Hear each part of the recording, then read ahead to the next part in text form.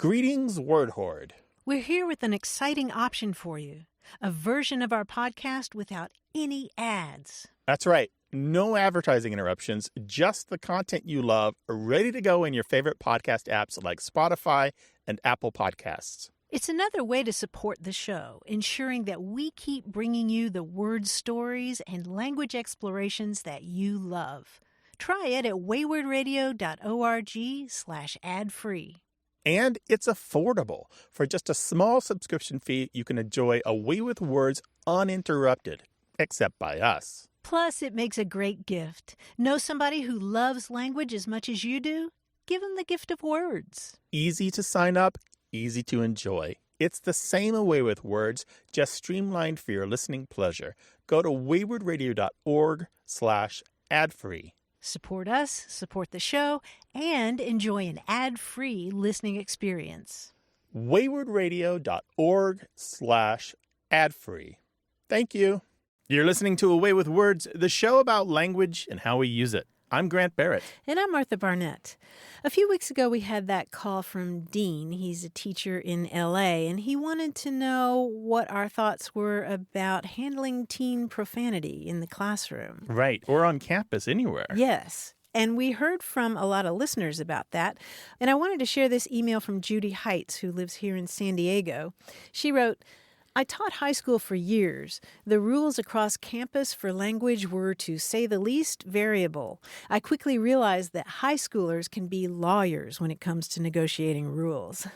And I think any parent of a teen or a middle schooler, right? or preschooler, elementary schooler. So she decided to talk with them about how words themselves aren't inherently bad, but in a context, they have meaning and people associate different feelings with them. And then she said, I said if they wanted to curse in my class, they had two choices. I gave them a list of curses from Shakespeare, or I told them they could shout, "Moo cow." And as you can imagine, "Moo cow" was the hit.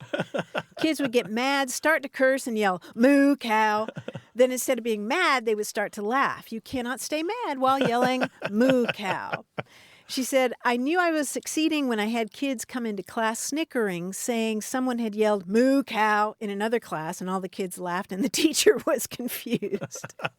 And she said, the best part was nobody got into trouble. That's right. Avoided the whole question and didn't have to play rules lawyer with the kids. Exactly. Oh, can you imagine every single day, 35 kids, every single one a lawyer, wanting to challenge you on every single rule? Yep. High school litigation. No, thank you. No thanks. No thanks. Moo cow. Moo cow. Well, we know you've solved this problem in your own way, either at home or school, maybe the workplace. How do you deal with profanity, small and large? It's kind of safe and not safe at all. We're still taking your calls and your emails about that. 877-929-9673. Email words@waywardradio.org. Hello, you have a way with words. Good morning. Is this Martha? This is Martha. Who's this?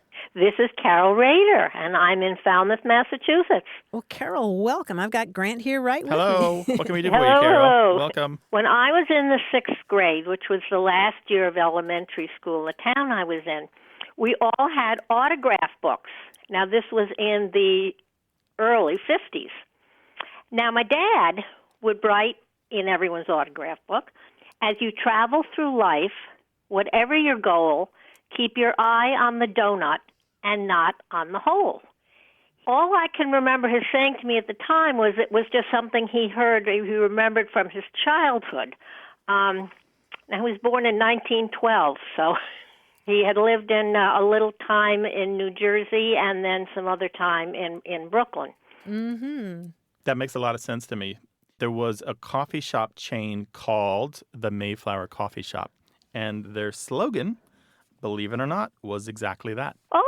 Yeah. And they ran from the 1930s to the 1970s. They were based in New Jersey and New York. You can find some really wonderful information about them. It looks like the classic coffee shop, the kind of place that you now only see in old movies.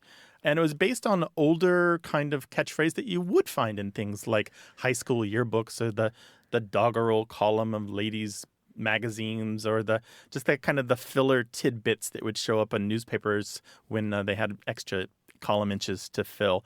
And the slightly older version that was found by Word historian Barry Popick, it goes like this. It's from 1904.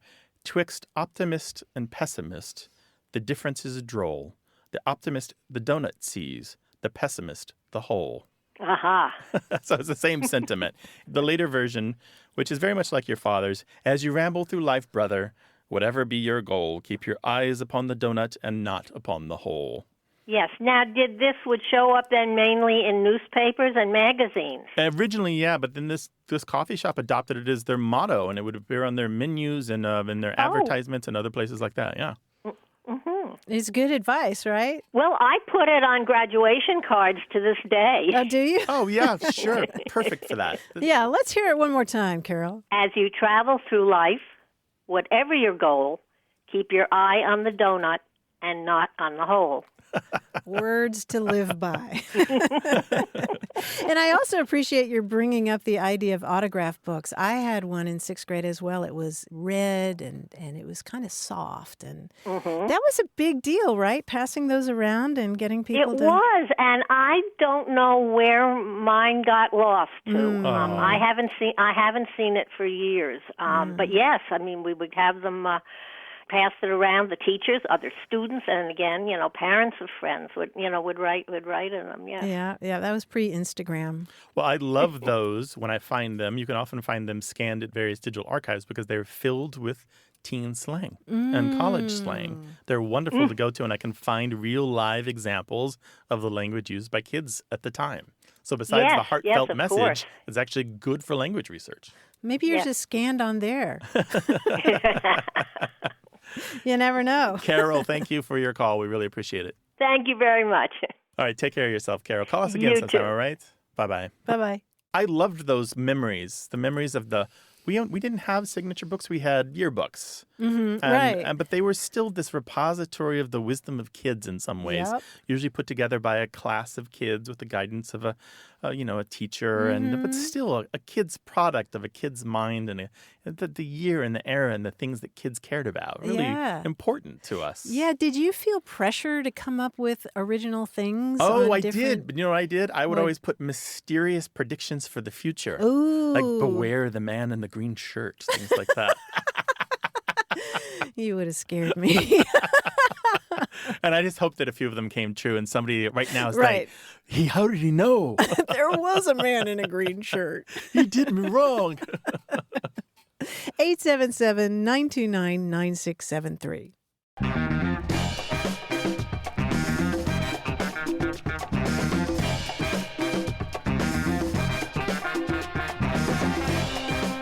Grant, you and I have a lot in common, but one thing that's different is that my name is not a verb. Oh, that's true. Although sometimes never mind. So she really Martha'd that? I sometimes people ask me my name, I do sometimes say Grant, as in Grant 3 Wishes. Oh, that's nice. Yeah, they'll remember it more likely. They won't call me Graham for the rest of the evening. Grant. Yeah. So there are a lot of names that have a verb that could be. Yeah. That could function as a verb. So what are some other ones on the list? Well, there's Bob. Right, Bob for apples. Yep. Mark. Mark your place in a book. Right. Chip. Chip in for dinner. Yep. Sue. Sue for peace. Yeah. There are lots of these. Yeah, there's a ton of those. Yeah. Mostly first names, but maybe some last names. Well, yeah, that would be a whole other genre, wouldn't it? So I guess we could put the call out. We could put the call out. What are some first names or last names that also double as verbs? Right. Don't josh us now. Let us know. 877-929-9673. Email words@waywardradio.org. Hi there. You have a way with words. Hi. This is Gabriel Ray. Hey, Gabriel. Where are you calling us from? Virginia Beach, Virginia. Ooh, nice. Welcome to the show. What's up? I'm at work, but I told my boss, so I'm stepped outside to figure out the history of my grandfather's phrases. Wonderful. Let's hear it. What are they? Well, the one that I was thinking about was everything's duck but the bill. Everything's duck but the bill? Yes. Wow, tell us more. When did he say that? What was he doing when he was saying that? He said it all the time, and then my dad started saying it, and my grandfather passed away. So a lot of the times it happens in a bad situation. Like last time I remember my dad doing it, a bill had showed up for a family dinner that was a little higher than expected. And he was like, everything's duck but the bill. And then my sister didn't make it in a ballet tryout. And my dad was like, well, everything's duck but the bill. And we just kind of laughed because it's like, what does that even mean, Dad? Why do you always say that? And he's like, son, to be honest, I just don't know. But my dad said it all the time. And so he just started saying it. So whether it's good or bad, surprised or, whatever he's doing, he'll just take a breath and like, well, everything's duck but the bill.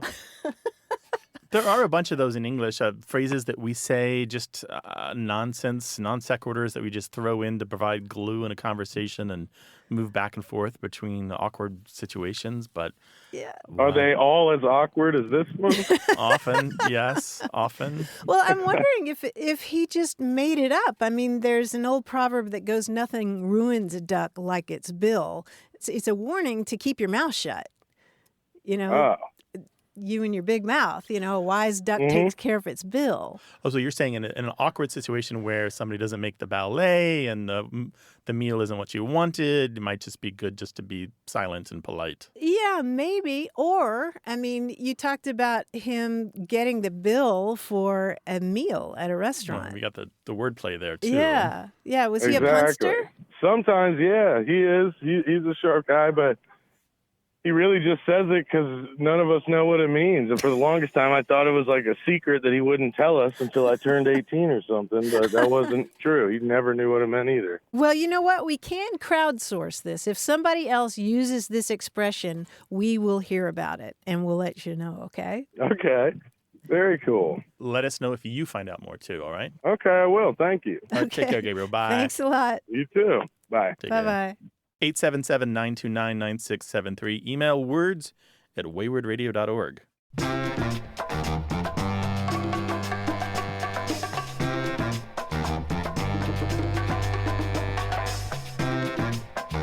Fred Allen was one of the icons of the golden age of radio, and he once said, "Hanging is too good for a man who makes puns.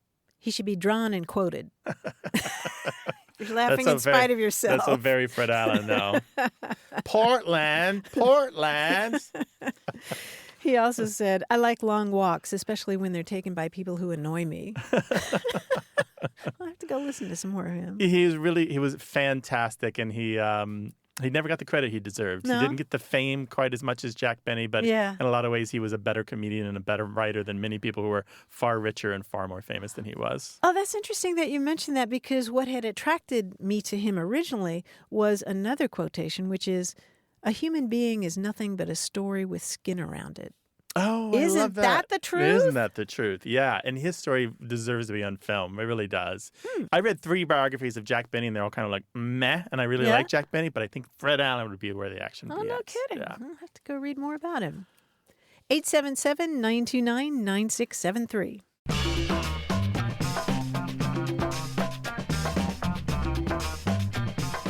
More of what we say and why we say it as A Way with Words continues.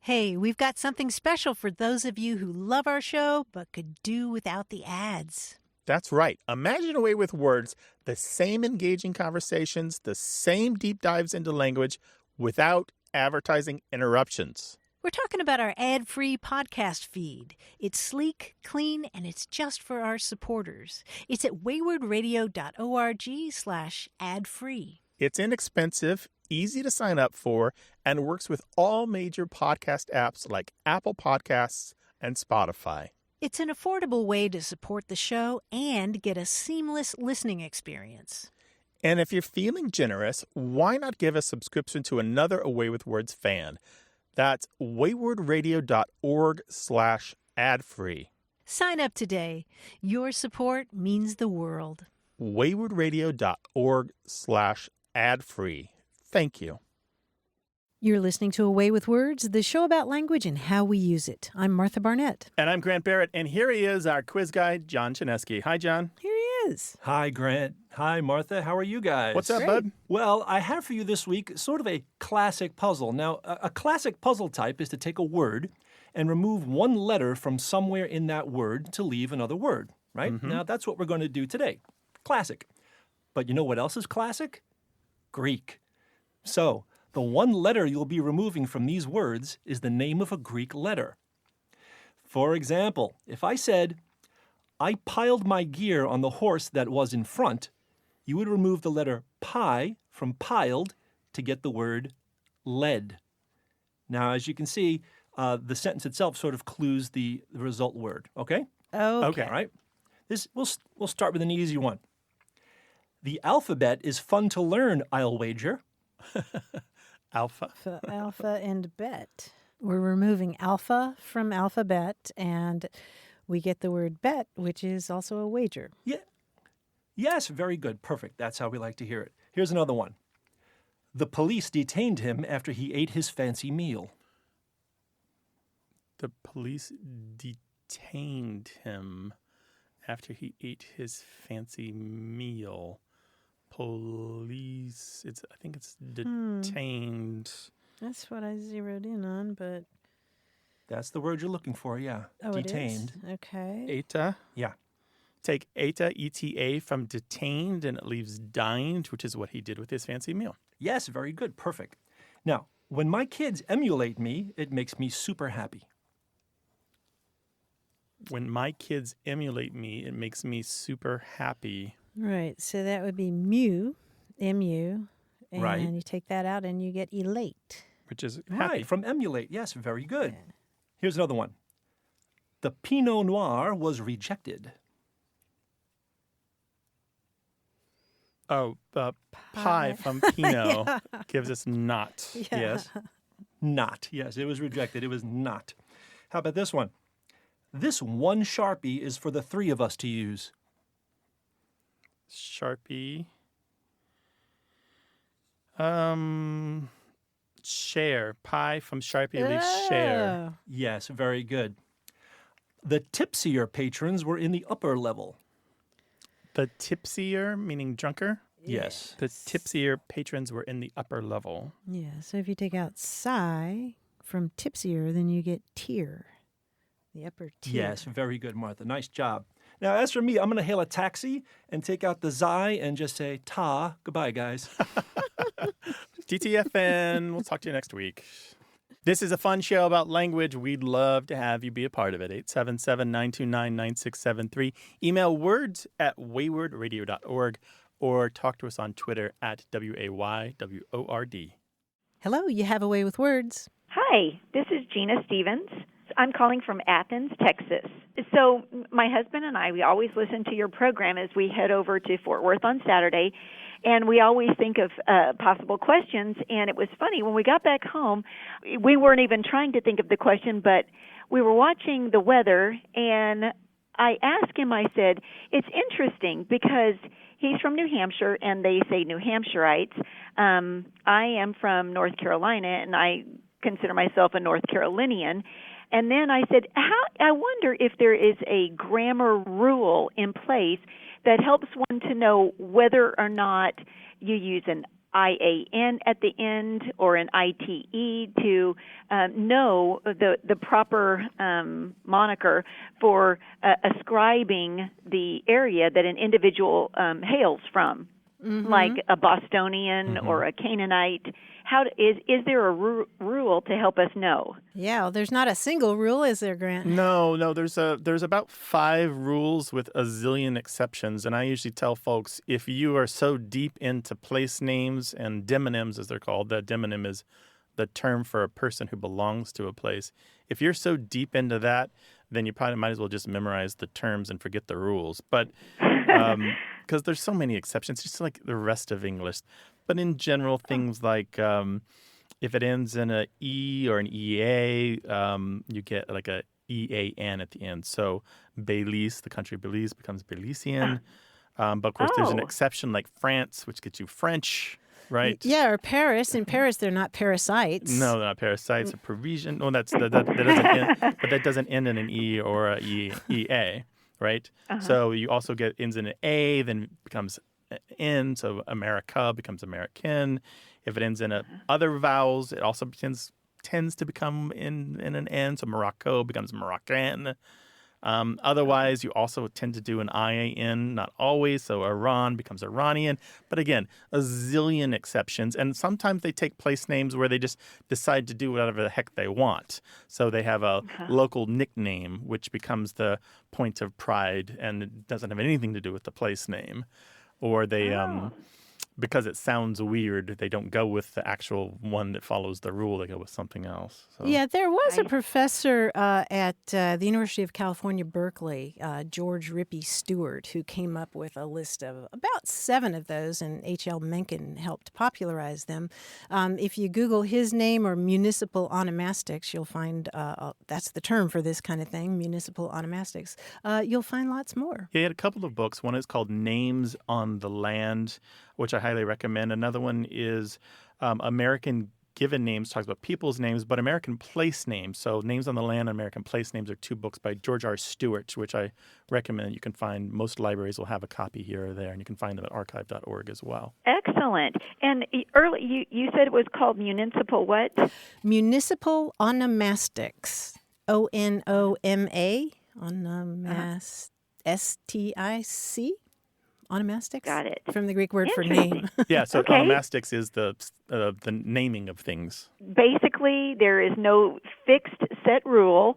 There are some in place, but there are always exceptions to it, and individuals that hail from an area, they can also come up with their own way of naming their place. Yeah, the exceptions are vast. That's a very good summary. Would you like to come work for us?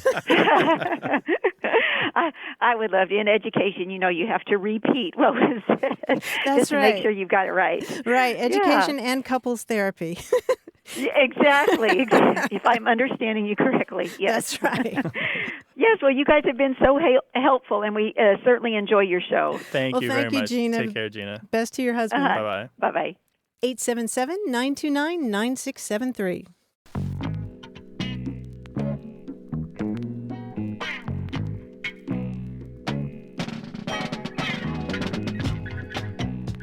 The giant statues of Easter Island in the Pacific are called moai. That's M-O-A-I. And they're the subject of a Nova National Geographic documentary that shows how those giant stone carvings could have been moved into place. And the idea is that they were moved by people pulling on ropes on either side of the moai, rocking it back and forth. And the indigenous people of Easter Island have a term for this technique. They call it neke, which means walking with no legs. And the reason that I know all of this is because of an email that we received from Alice Peach. She is a librarian in Yuma, Arizona at Crane Middle School there. And she was in the process of changing the library around, which included moving around some furniture and some heavy boxes. And she was telling her family about it over dinner, and she was describing moving this large, heavy, awkward box. And her teenager asked if she moved it like a moai. And without really thinking, Alice replied, "Oh, it was a combination of sliding and neke." And she wrote to us to say, "I don't know which was more astonishing, my daughter asking if I moved the box like a moai or my response." And she says, in any case, I'm going to use the word neke in conversation more often. And I tell you, the following week, I was having to move a refrigerator into place. And I said, let's neke that. That's how language changes. That's how language moves. Right? We pick up things like magpies. 877-929-9673. Hello, you have a way with words. Hi, this is Jimmy. I'm calling from Prescott, Arizona. Prescott, Arizona. Welcome to the show. Jimmy, what can we do for you? So we were in our biology class, and we were actually talking about coral. And coral have a mutualistic relationship with these algae called zooxanthellae. And they're spelled right, Zooxanthellae. And the question came up, why is it not pronounced zooxanthellae? And we compared this to, like, for instance, zooplankton, most people would say zooplankton, but according to this spelling, it would be zooplankton. Mm-hmm. Yeah, so why would the Z-O-O beginning of those words be pronounced zo-o? So like another example would be, we would typically say zoology, right? But our teacher says that it should be pronounced zoology. And we, again, compare this, like, this just broke out into a big old conversation between our whole class, right? Yay. And we compared it to the word Zoom, right? You don't say Zoom. Right. You say Zoom. Right. So what's going on here? Well, the super traditional scientific pronunciation would be a long O sound, like zooplankton or zoology.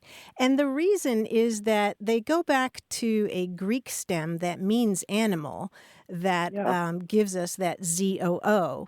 And the Greek letters there are zeta, which is a Z sound, and then omega, which is a long O. It's like the big O, the mega O, omega, followed by a short O. That's Omicron. There are two different kinds of O's in ancient Greek, omega and Omicron. And Omicron is the little one and the short one.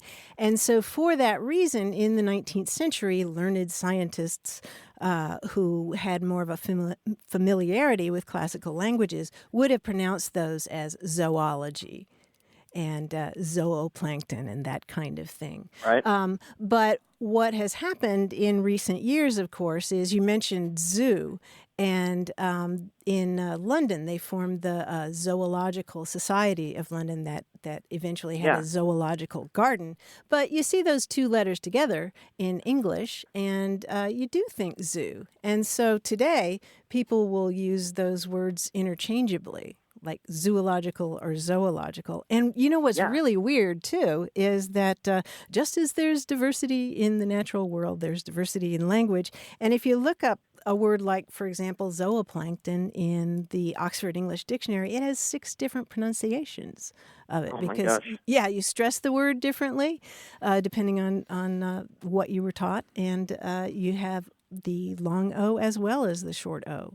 So my question would then become, when you go to the zoo, is it Zoa? Does that change at all? No, it's a zoo, but that's just because the more that people have seen the word zoological, they've started to pronounce it that way. So once zoological was shortened to Z-O-O, it's always been zoo. Nobody ever said Zoa, just plain old Zoa, right? Yeah. So, that was just an abbreviation of a longer word. So Jimmy, you said you were in class. What grade are we talking? I'm currently a senior, and the class is animal diversity. Okay. So it's great. Sounds like a cool class. Senior in high school. Yeah, it's a lot of fun. Thanks for taking time out of your class day. We appreciate it. Hey, no problem. All right, take care. Thank you for analyzing our words. Well, we enjoyed it. Call us again sometime. Thanks, Jimmy. Yep. Bye. Bye-bye. All that history in a single word, right? I know. So to summarize, there's no summary. Well, you can do the strict traditional pronunciation. Right. Well, part of it is the foreignness of how the words were made. They're not originally English in their parts, right? That's part of the weirdness of it. Part of it is scientific terminology, once borrowed into everyday English, tends to undergo some transformation, right? Part of it is a lot of us learn those words reading them and not by hearing them spoken by experts. So there's all these different paths where they could be transformed. 877-929-9673. Email words@waywardradio.org or talk to us on Twitter at WAYWORD. Hello, you have a way with words. Hi, this is Peter from Eau Claire, Wisconsin. Hi, Peter. Welcome. What's up? Well, I got a phrase that's been bugging me for more than years, actually decades. It's being beside myself when people say that. It just doesn't make a whole lot of sense to me. And I've even looked it up, and it's the definition or the expression itself. It means to have a different emotion. And apparently back in the day, it used to be a good thing, but nowadays it pretty much seems to mean that you're really angry or something. When you are beside yourself, what are you like? If I was to use that, you mean if I use the expression? Yeah. If I was to use the expression, I would use it in the context of being really upset, angry, mortified.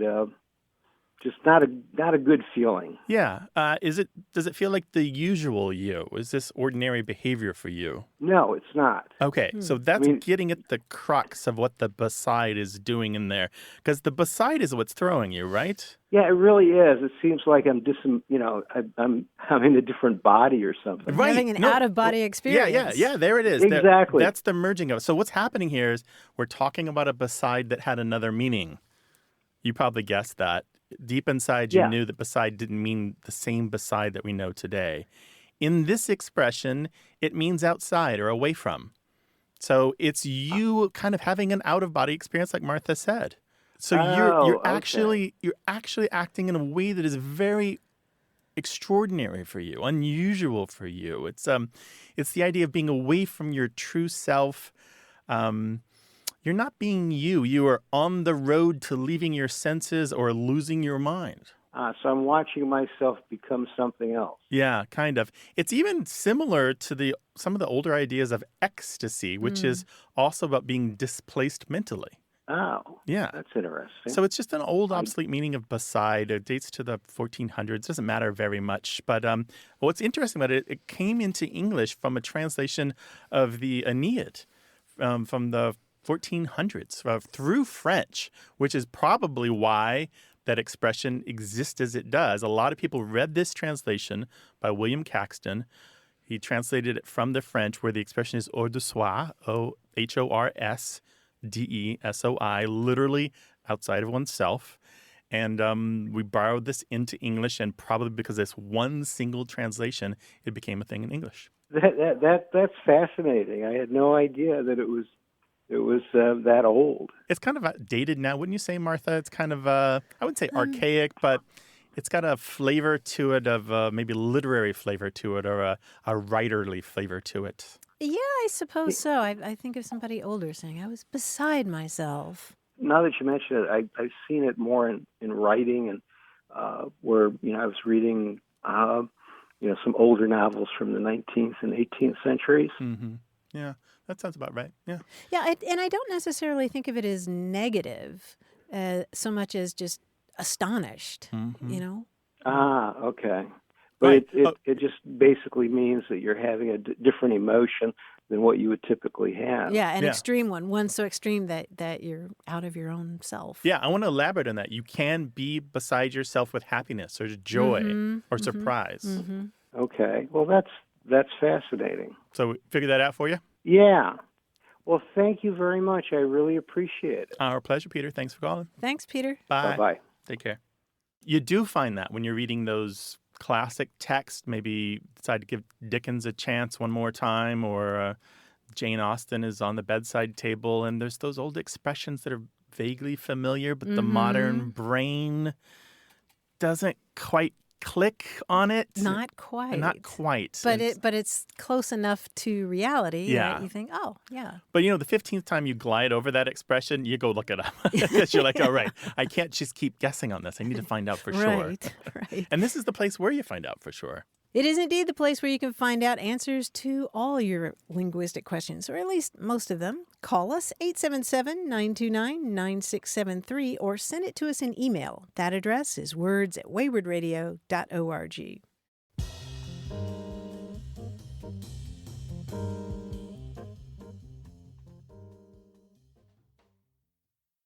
Got a minute? We need your help. Head over to gum.fm/words and share your thoughts in our quick survey. Your feedback matters. It's the backbone of our show's success. Thanks for making our show even more successful. That's gum.fm/WORDS. Thank you. You're listening to Away with Words, the show about language and how we use it. I'm Grant Barrett. And I'm Martha Barnett. Kurt Vonnegut was no fan of semicolons. All they do, he said, is show you've been to college. Donald Barthelme didn't like them either. He said semicolons were ugly as a tick on a dog's belly. I happen to like semicolons. How do you feel about You like them? ticks on a dog's belly. No, I think well-placed semicolons or a series of well-placed semicolons can be like skipping a stone across the surface of a body of water. Until the sentence sinks at the end, like the stone in the lake, right? Well, there's that. But you like semicolons. They have their place for you. I'm a fan, but no matter how you feel about them, you'll never look at them the same way after you read this book that I really want you to read. It's called Semicolon, The Past, Present, and Future of a Misunderstood Mark. And it's by Cecilia Watson, who is not a linguist, but that's actually really helpful for this book. She's a historian and a philosopher of science, as well as a teacher of writing at Bard College.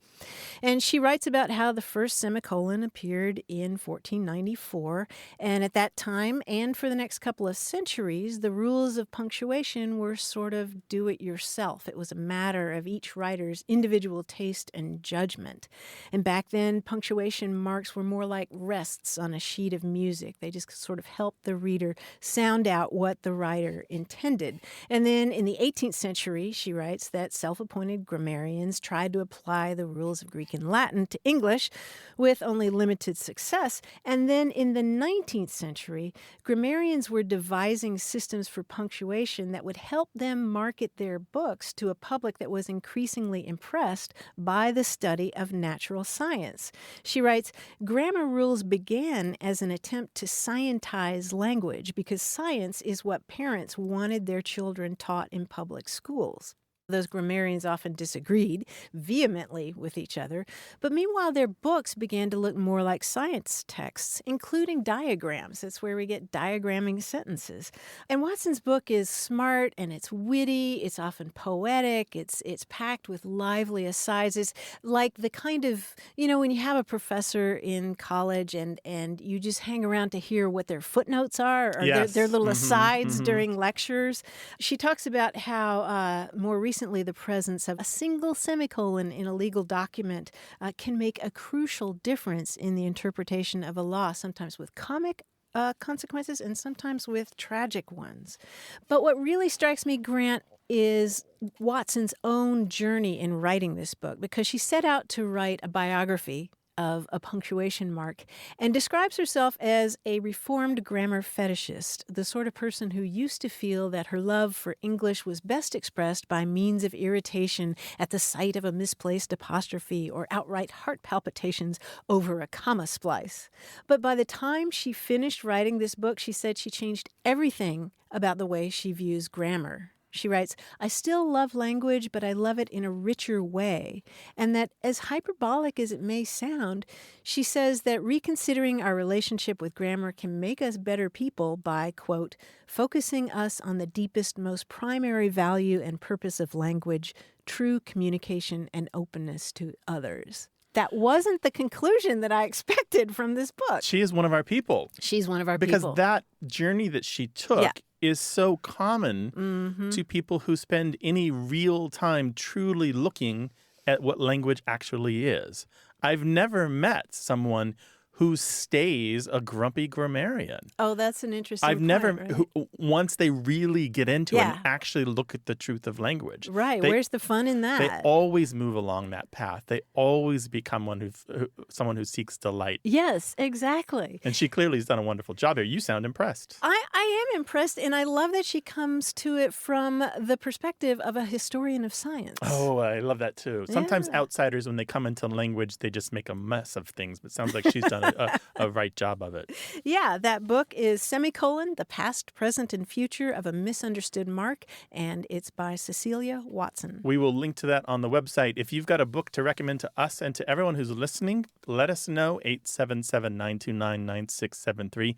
Our email words@waywordradio.org, or tell us on Twitter at WAYWORD.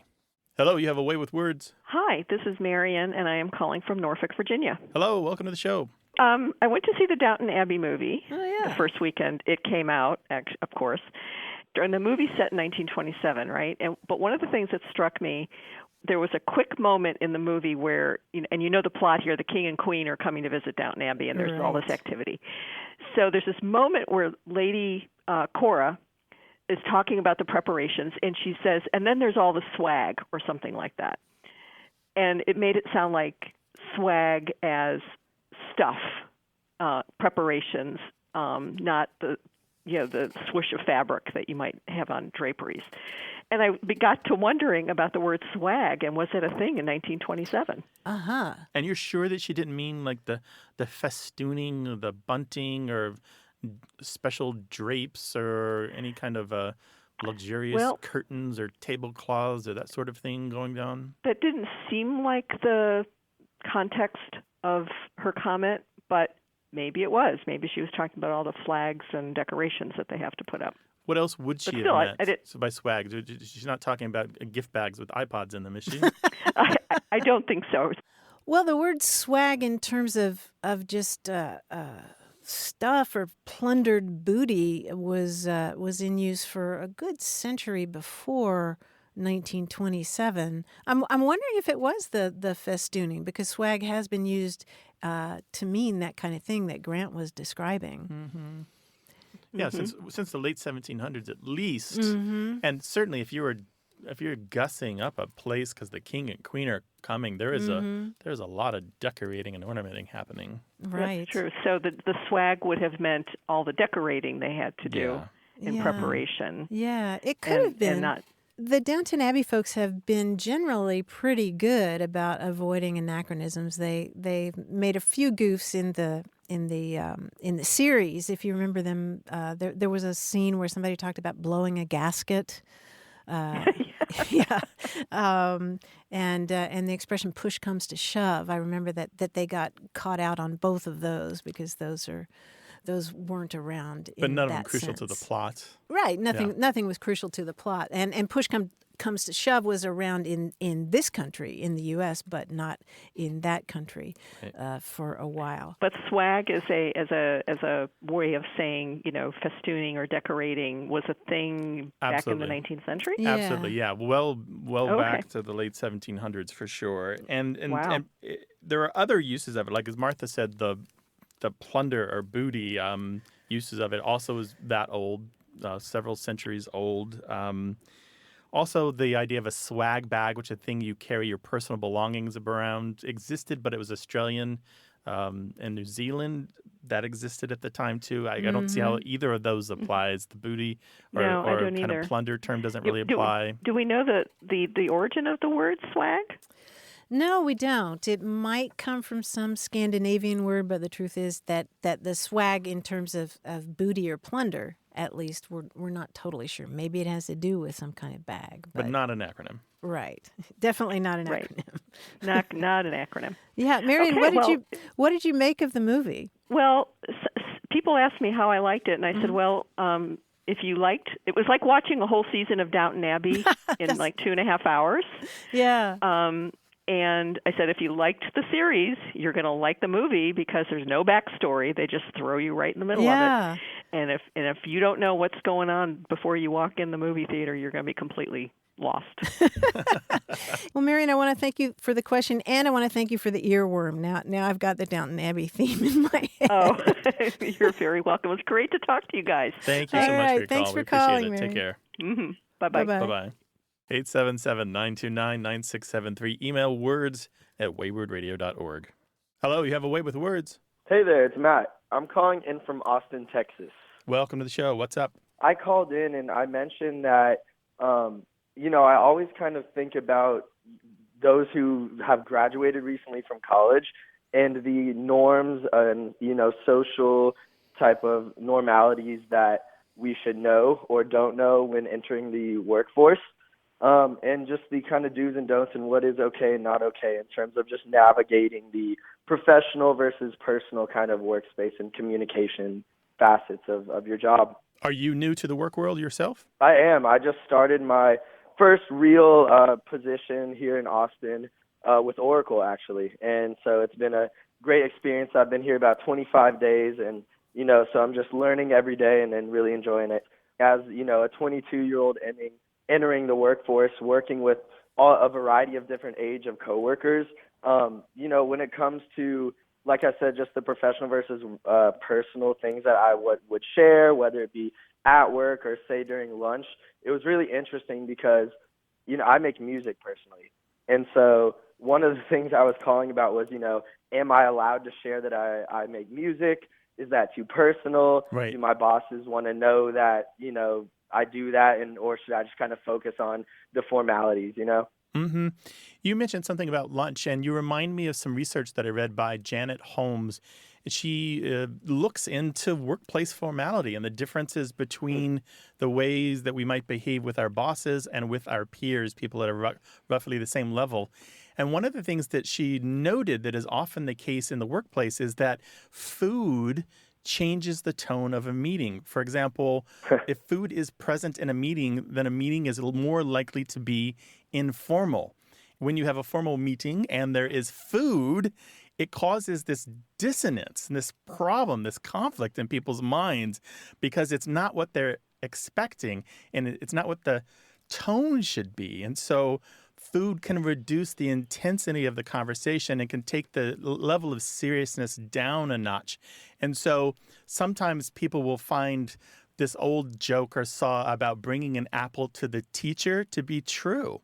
Bringing food to your boss can actually change the relationship with your boss, or bringing food to, say, the break room can actually change your relationship with your coworkers. So a lot of this is cultural. You have to learn just how workplaces in general operate or a specific workplace operates. That's super interesting. You're more vulnerable when you're eating, right? There's something about if you're all eating croissants that changes the tone. That's very interesting. Right.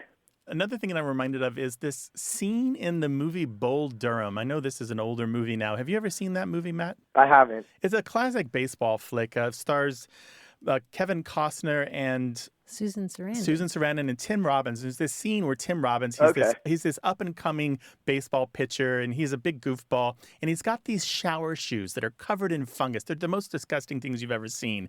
And Kevin Costner says, clean your shoes. And Tim Robbins is like, they're colorful. And Kevin's like, no.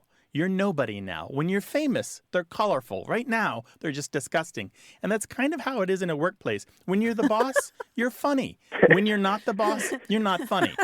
And so when you're the boss, color. Yeah. When you're the boss, you get away with a lot. You can get away with as much fungus as you want. But when you're a newbie or an underling, you get away with almost nothing. That's right. You can tell those bad jokes if you're the boss, right? So there's a lot I've worked in workplaces where the boss would boy, everybody, he thought he was the funniest guy in the room. He was hilarious. Boy, and you see him in another environment, like say in front of the board, the board of directors, and his jokes are dying. They're all just lying there, flopping around like fish out of water, and nothing's working because he's not the boss in that room. Yeah, Matt, I think that a lot of our listeners will have other observations about trying to strike that balance, where you want to be innovative, but you also want to fit in. Right. If you'd like to see the academic work on this, look for the work by Janet Holmes. That's Holmes.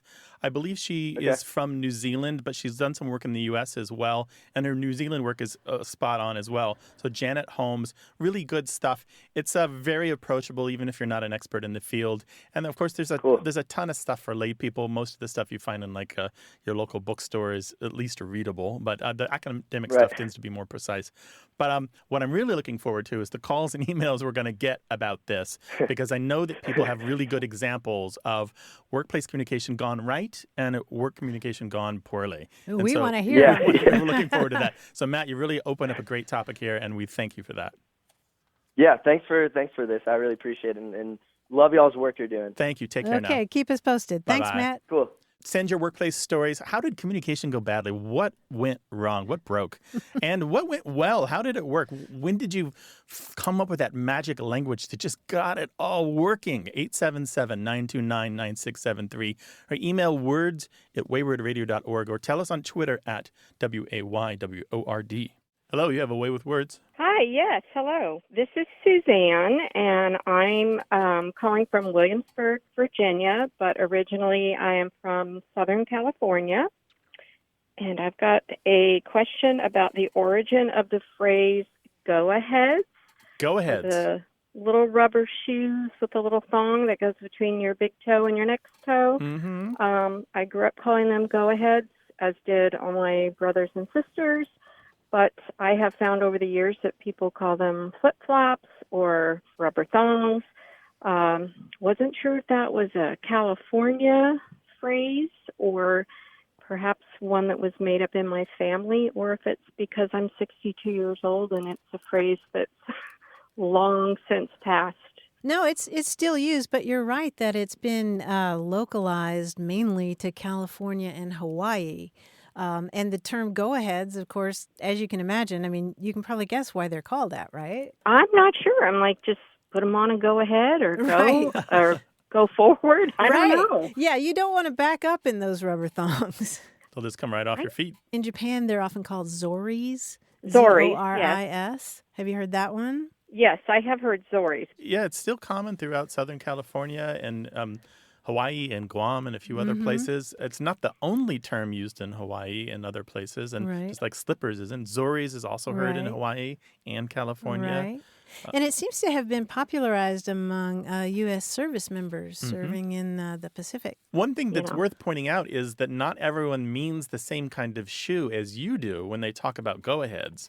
Not everyone is thinking about thongs and flip-flops, the rubber shoe with the piece that goes between the big toe and the next toe, as you put it. Some people are thinking about grass slippers, or they're thinking about slip-on shoes, or different kinds of woven shoes, or just a wide variety of shoes can take that name go-ahead. Right. I do remember when I was a teenager, the woven shoes were very popular. Yeah, a little more comfortable, a little wider too, right? But on looking through our email that we've received over the years, I see that we pretty regularly get emails about go-aheads. I'd say a dozen times a year, and I haven't checked. Really? I haven't checked the phone calls lately, but I'm sure it's probably the same frequency. So it's still out there. People are still wondering about it. You're not alone. Okay. Well, I'm not crazy, and that's what I needed to hear. No, I pronounce you Anytime. sane. I pronounce you sane and normal. Yeah, tell Thank your you. friends. I'll let my children know. Well, good luck with that. I don't know how far you'll get with that one, but with your friends. Thanks for calling. Take care. Thank you so much. Have a wonderful day. Bye-bye. Bye-bye. Alrighty, bye-bye. 877-929-9673. Thanks to senior producer Stephanie Levine, director Colin Tedeschi, editor Tim Felton, and production assistant Tamar Wittenberg. You can send us a message, subscribe to the podcast, get the newsletter, or catch up on hundreds of past episodes at waywardradio.org. Our toll-free line is always open in the U.S. and Canada, 877-929-9673. Or send us your thoughts to words@waywardradio.org. A Way with Words is an independent production of Wayward Inc., a nonprofit supported by listeners and organizations who are changing the way the world talks about language. We're coming to you from the Recording Arts Center at Studio West in San Diego, California. Thanks for listening. I'm Grant Barrett. And I'm Martha Barnett. Until next time, goodbye. Bye.